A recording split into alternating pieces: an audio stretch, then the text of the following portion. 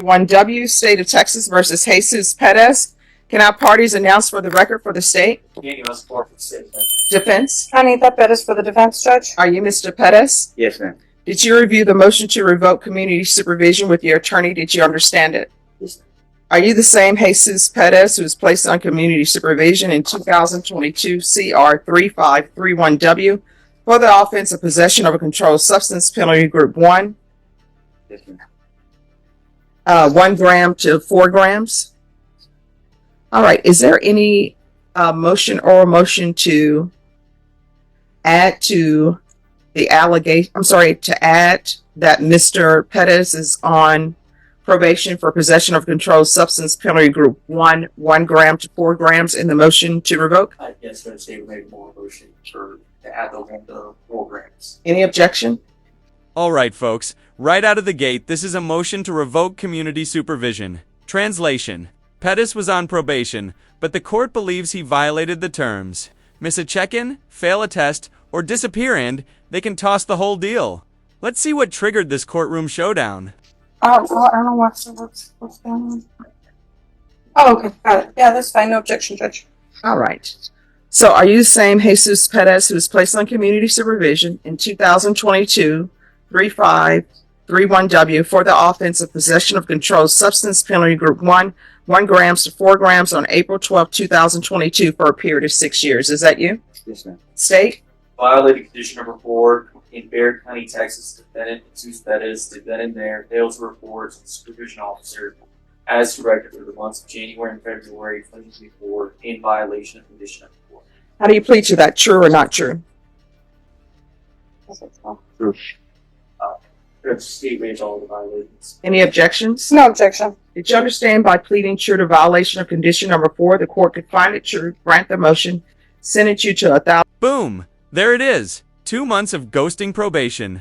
In the world of criminal justice, that's like skipping class after your final exam. Whether he was working or not, the law demands receipts, and I was selling palm leaf crosses just isn't gonna cut it. Years in the prison?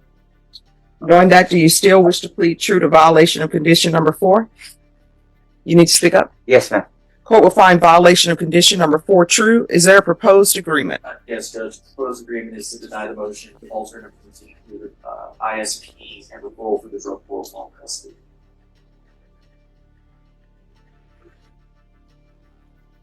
All right, so here's the court's question.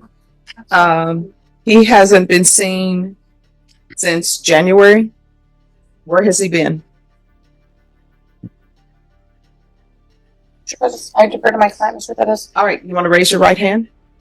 Do you solemnly swear or affirm the testimony you give will be the truth and nothing but the truth, so help you God? Yes. All right, if you can state your name for the record. Jesus Perez. All right, where have you been? I have been working vending as a vendor in a Mexican restaurant selling palm leaf crosses. I make the crosses out of palm leaves and the leaves, and that's what I've been doing. Just minding my business, going to work, and staying with my friend Irene in her house, and I've just been staying back and forth at that address that I gave you for probation. And that's what I've been doing.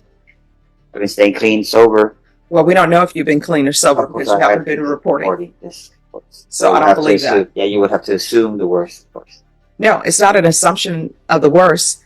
Part of people, if you're in your sobriety, then you follow through on your commitments. Correct. You didn't. Now it's getting tense. The defense is playing the mental health and first-time felony card. But here's a tough question for you. Should untreated mental illness reduce accountability when public safety is at stake? Let us know what you think. So I know you were probably still using.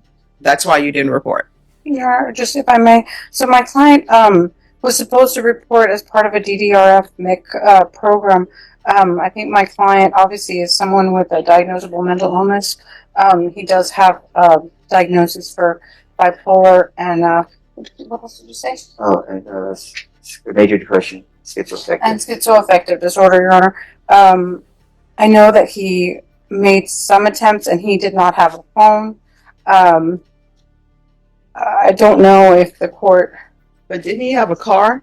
No, Judge. Well, how did he get to his work? Was his employment outside his house?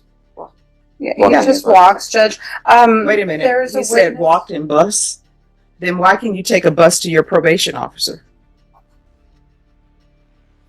Good excuses. Okay.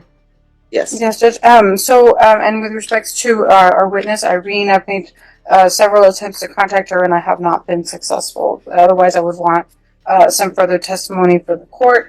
All I can say is that I don't know if he would be a good probationer. Mr. Perez has never been to prison before. He has obviously, I don't know if the court has the report from the PSI. He's only had some misdemeanors. This is obviously, it will be his first felony, so I would hope that the court would follow our agreement and our understanding that he should be given 2 years to do, Judge. All right, so here's your choice. Sometimes I can give people choices, sometimes I cannot. Do I think you need inpatient treatment? I'm sorry. He says he's been minding his business and making crosses. That might work in Sunday school, but in court, no drug tests equals no trust. The judge isn't buying the arts and crafts defense. All right. Do I think you need inpatient treatment? Yes. And probation, did they confer with you? Yeah, that's why I'm a little confused, but Right, because that wasn't. right, I understand. All right, so stop. We're on the record. So, probation, what were you saying? I thought that we had agreed. There was some miscommunication, Judge. So, when defense and I spoke, she asked that if I agreed to the revocation, That's correct. and Judge. we did agree. But I think it was miscommunication with defense and state. Right, Your Honor, because I think originally the defense asked about this recommendation. That's why I asked her to speak on Sean. Okay. And I think that might have been the miscommunications there. All right, so this is what the court will do. I'm going to give you a choice, right? You can either... This is the boiling point. Its communications between the defense, state, and probation have turned this into chaos. And at the center of it all, one man who vanished for half the year and now faces only 2 paths: rehab or prison. No more delays. No more resets. 4 years in the prison, or you're going into inpatient treatment, and it's not ISF.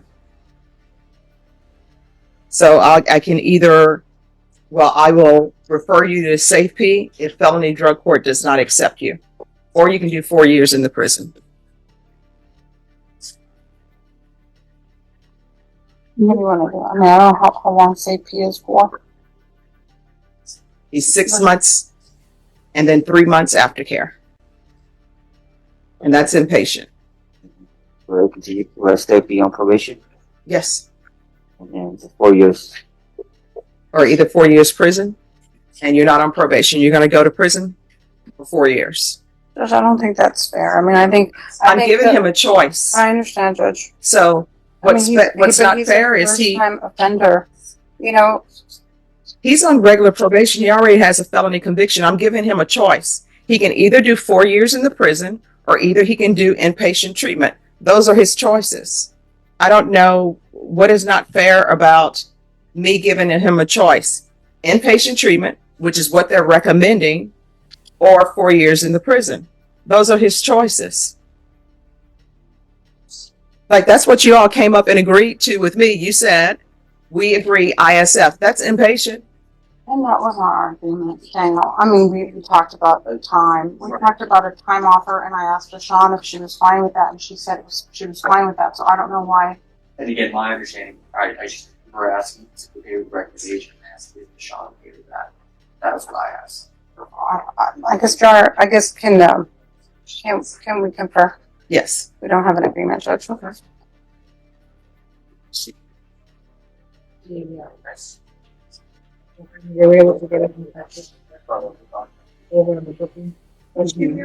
Yes. Are you all ready? No, we just wanted to talk to the court real briefly. Yeah.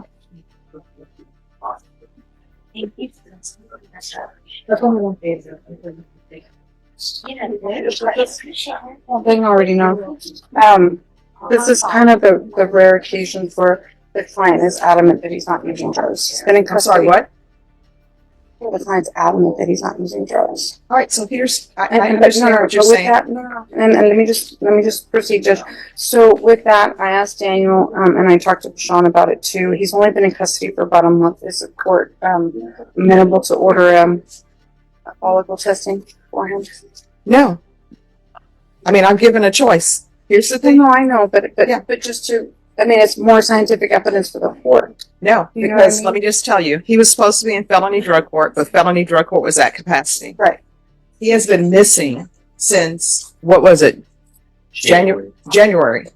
Here we are in August. I've given him two choices. He can either do 4 years in the prison, or either he can do felony drug court. If felony drug court doesn't accept him, he's going to safety. Those are his two choices. I'm not doing a hair follicle test. You don't get to come in and say, hey, do this or do this, because he's been missing. He hasn't Right, but reported. he's somebody with mental illness, Judge, and I think that can be mitigated with that, Judge. I think there's a lot of fear of the court and, you know, being indigent, not being able to have a phone. I mean, I completely understand, you know, not being aware that there are programs out there that can help you get a phone. I mean, you know, obviously I shed light on. So, here's the final offer. For years in prison, or felony drug court if they even accept him, the judge laid it down hard. What would you decide? Take the treatment and stay monitored, or roll the dice behind bars and end probation for good? Drop your verdict in the comments. with Well, him see, here's today. the issue with that. The issue with that is, And I'm not a social worker. You know what I mean? but here's the issue with that. I tell everybody who's placed on probation here, if there's an issue, they can come into court and let the court know. So he knew that. And he just chose to disappear since January. So those are his choices. And is the court amenable to allowing a tap to be done while he's in custody? Here's what the court is going to do. He can either go to prison for 4 years, or he is going to felony drug court, or either he's going to safety. Those are his only choices. That's where we are. So I don't know what else to tell anybody. So the only thing I need is a decision from him on Well, what he I wants guess- to do. Well, no, just so I think it's probably best for me to just subpoena the probation officer's records, because I do believe that there are. I am not negative- resetting this case. I'm not giving any more settings in this case. This case has been reset and reset and reset. So we're proceeding. Recalled. It was recalled. All right. So he's entered his plea of true. Mr. Pettis, if you can come down, please.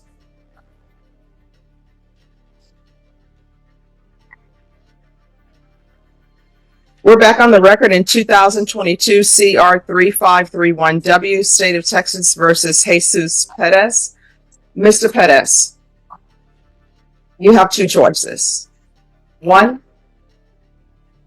you can either go into inpatient treatment or felony drug court. If felony drug court accepts you, they may decide to place you in inpatient treatment. They may not decide to place you in inpatient treatment. They have a dual diagnosis program where they'll take care of mental health if that's your issue, if they accept you. They don't have all the funding.